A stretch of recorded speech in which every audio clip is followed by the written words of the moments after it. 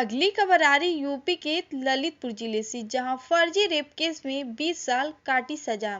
जी हां, खबर है यूपी के ललितपुर जिले की महरौनी तहसील अंतर्गत, जहां ग्राम पंचायत शिलावन में आज 20 साल पहले विष्णु तिवारी पर रेप केस लगाया गया था, जिससे वह 20 साल जेल में रहे। आज वह घर लौट कर आए हैं तो अपना दुख दर्द बता रहे हैं, क्योंकि 20 साल बाद हाई कोर्ट ने उन्हें निर्दोष घोषित किया है। देखिए महरौनी से प्रदीप चतुर्वेदी की रिपोर्ट।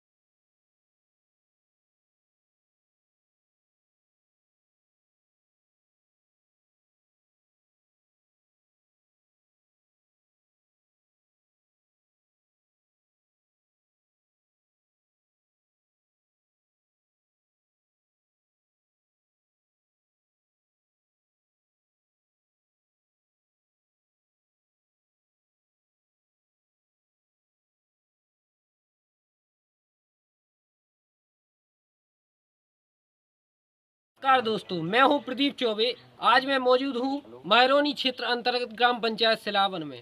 आज मैं आप लोगों को ऐसे शख्स से मिलवाना चाहता हूं जिसने वह जुर्म नहीं किया, बल्कि उस जुर्म की वह 20 साल सजा काट के अपने गांव आया है। और हम उससे जानना चाहेंगे कि उसने 20 साल में क्या क्या दर्द सहे। उसके माता पिता, भाई और दोनों भाई की मृत्यु हो गई, उसके बाद भी उसको एक बार भी बेल नहीं मिली। और जब वह अपने गांव आया है तो उसके लिए रहने के लिए घर भी नहीं है। आइए हम उससे भी जानते हैं कि वह उसको गांव आकर किस प्रकार लग रहा है और वह सरकार से क्या चाहता है। हमारा केस सुना जाएगा, हम बेगुनाह हैं तो हम अंत तक हम निर्दोष साबित हो जाएंगे। कोर्ट पे हमें पूरी उम्मीद थी, इसलिए हम अपनी साहस शक्ति को, अपनी ऊर्जा को अपनी बनाए रखे रहे कि हमने साहस नहीं खोया वहाँ। और इसलिए हमें भरोसा था कि जो हमने नहीं करा है वो हमारा झूठा साबित होगा। आज नहीं, कभी होगा, 20 साल में होगा या 21 साल में होगा। हम तो ये ऊपर वाले से यही दुआ कर रहे थे, वो हुआ अभी बस। आपसे एक क्वेश्चन और है कि जब आप 20 साल बाद आए तो आपको इस गांव में कितना बदलाव महसूस हो रहा है? आपका घर किस तरह अभी मिला जो पहले आप छोड़ गए थे? बहुत कुछ बदलाव हुआ, सब कुछ बदल गया है। गांव क्या बदला, दुनिया बदल गई। सरकार बीजेपी की है, बहुत बढ़िया सरकार चल रही है। उनने सब बहुत उन्नति तरक्की करी है। यूपी में बहुत बढ़िया कानून व्यवस्था है। और हमें योगी जी से सहयोग मतलब है कि हमें उम्मीद है कि योगी जी कुछ हमारे लिए भी कुछ करेंगे। और जो हमारा मकान ज़मीन बिक गई है उसको तो मतलब वही हमारे सुधार करेंगे। और हम और कहाँ से, हम तो गरीब आदमी हैं। चलिए, आप लोग अभी किस स्थिति में इनका घर है?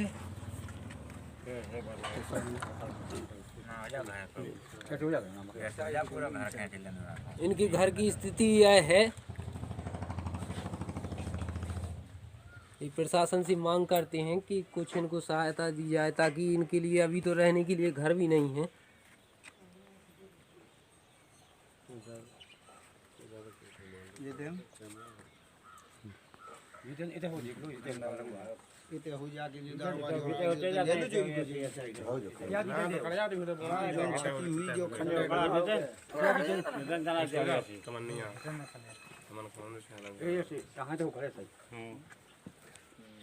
खन्ना पड़ा।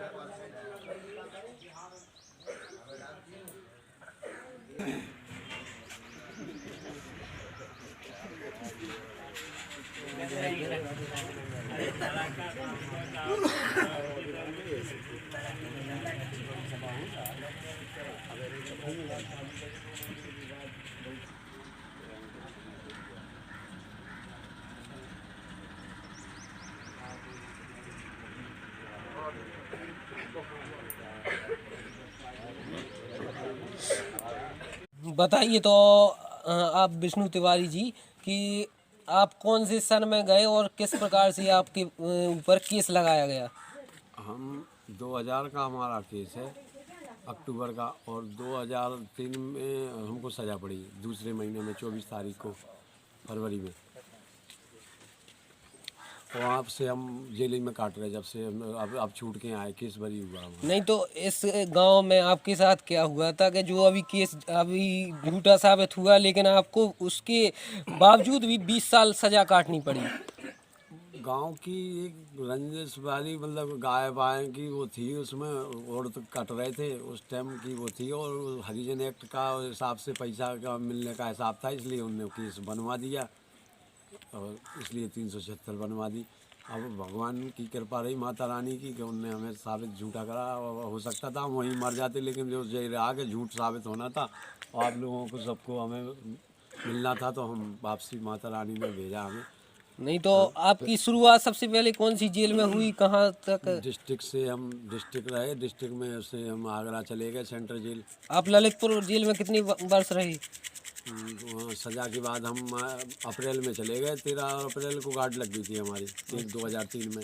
अच्छा। हाँ, मतलब करीब करीब डेढ़ महीना के करीब रहे हाँ, यहाँ डिस्ट्रिक्ट में, डेढ़ पौने 2 महीने के करीब। वहाँ आगरा में आपकी किससे मुलाकात हुई थी फिर आपकी पैरवी की, फिर आपको कुछ उम्मीद जागी कि अब हमारा कुछ हो सकता है?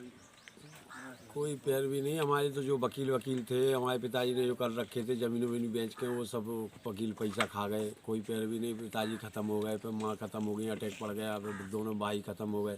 जब ये ख़त्म होते तो आपको जानकारी होती? कोई जानकारी नहीं भाई, कोई वहाँ ऐसे कोई मुलाकात नहीं। हमारी परिस्थितियाँ ऐसी थी, गरीबी थी, जो हम नहीं मुलाकात करी उन लोगों ने, और हम तो वही अपना।